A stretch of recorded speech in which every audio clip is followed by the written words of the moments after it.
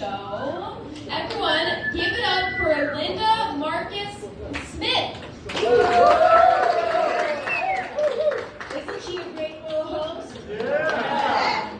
I know what you're thinking. And yes, I've been on Facebook posting about my medical problems. How y'all doing? So nice to be here.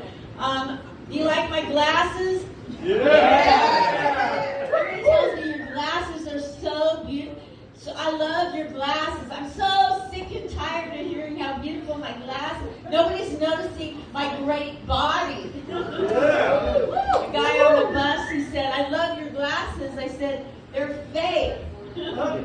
Yeah, I just wear them for show, for fun, to see who I like and who I don't like. If you don't like my fake glasses, I tell them, don't come to my comedy. You won't like that either. Yeah. I've been aging a little bit. Anybody getting older up in this bitch called life? We're all getting older. I usually, wherever I go, I'm winning at it. Not necessarily tonight. Yeah. I know that you're thinking, boy, she sounds like she's from New York, right? I'm not from New York. I like telling New Yorkers, though, that I'm from the Upper West Side, but I'm really from the Upper West Side of the map, Oregon. Yeah. A little town you've never heard of in the news before at all, Portland. Yeah, exactly. My town's gone off the rails so many times, and I want you to know, hello, is it? Yeah. When you're in Oregon, it's very boring there. Things happen in New York. In Oregon, nothing happens. It's so boring in Oregon. How boring is it? It's so boring in Oregon, they even have a town named Boring, Oregon. And it's right next to Happy Valley. And the people in Happy Valley are happy because they're on meth. Damn sorry. That's what it is. You know, I'm very famous in Oregon, not for comedy. I'm very famous. This thing wants to go in and out more than. Never mind. I'll skip that joke. That's a cherry pick. Okay, so yes. Thank you. Check this connection. Is it over here? Yeah. So there we go. That's much better. Give it up for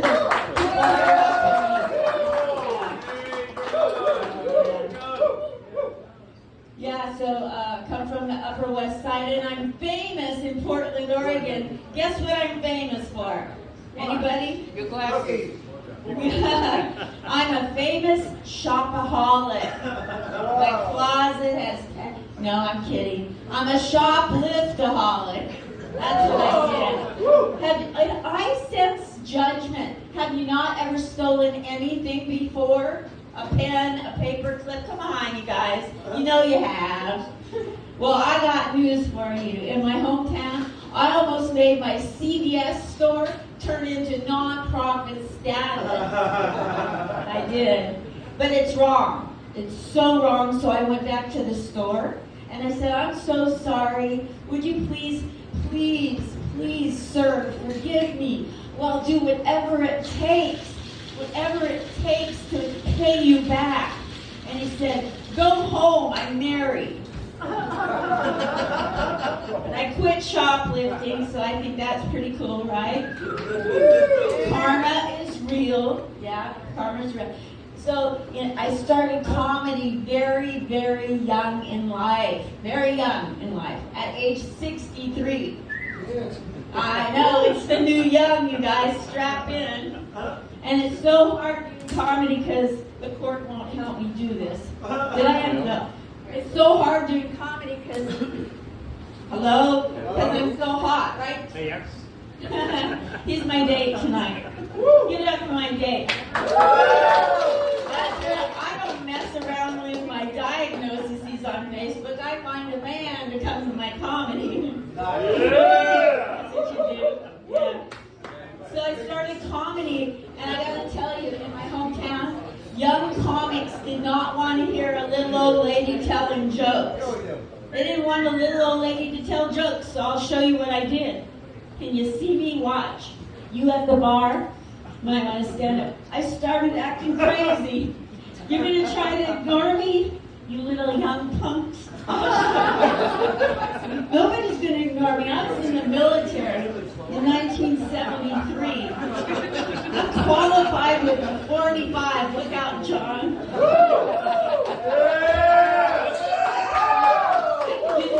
I can do sit-ups while I'm having sex. Or doing dishes and having sex. I just don't really care. But I tell you what I do care about. Sorry about the view. I do care that I don't get ignored. Getting ignored for a little old lady is the worst thing possible, and I refuse to be ignored. So I just wanted to say that's my PSA. But they came back, those young punks that were trying to ignore me, they came back. Because every time I go on stage, they'd run outside to go smoke. And then when I started acting weird, they'd come back in to film me. You guys, this was filming in Oregon. Probably still is. And the video went around the world. It went viral. And that's why you get to see me here tonight in Babylon, West Babylon, because of my haters. You guys need haters. Because if you ignore your haters and just do your own thing like I am, the haters elevate your game. That's a life hack, and it's free. And when you have a baby boomer giving you a takeaway that has nothing to do with an ambulance, that's a good day, guys. But I got to tell you one other thing that happened. This club wanted to ignore me. The biggest club in Portland, Oregon, Helium Comedy Club, wanted to ignore me. And they said that you have so much potential, but we're never going to book you. Well, I don't want to be ignored. So I went back and I said, well, why not? And they said, because you're too damn old and you have nothing in common with the young people. So I did what you young people do. I Googled it. I couldn't wait to type my little fingers in and say, what do the old have in common with the young? Because I needed to know. Turns out I had to back out of a pedophile page and re-Google it. There I am, finding a list of what we all have in common. Let's just all get along, young and old. Can we agree? Yeah. I found out you young people are a little bit slutty. You like to have your one-night stands. Listen, I was a slut after my marriage ended. I have the lockdown on being a slut way in my past. But I'll tell you what, young people like this thing called one-night stands. One-night stand. Look, I love one-night stands, you guys. You're not the only one. I just get mine at IKEA. Best prices in town. Sure, you have to carry it up a couple flights of steps to put it together, but anyway, they told me at IKEA that you have to pick out your one-night stands by color. Come on now, it's 2025. I'm picking no one-night, nothing out by color. I pick out my one-night stands by height, weight, and girth.